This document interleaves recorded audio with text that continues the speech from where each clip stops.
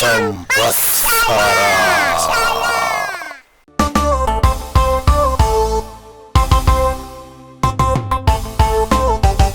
Maryam kina da tarin alkhairi, akan ki ne na san so da ƙauna.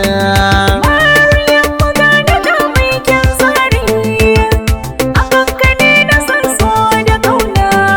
Yar gata ta Maryam, ɗan gata gun Maryam.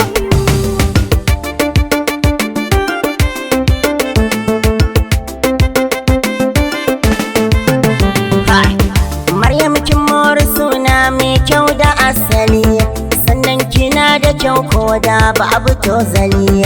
Dukkan halin mace san bata kai kikan hali, dukkan duhun da kin zo zai yi walwali.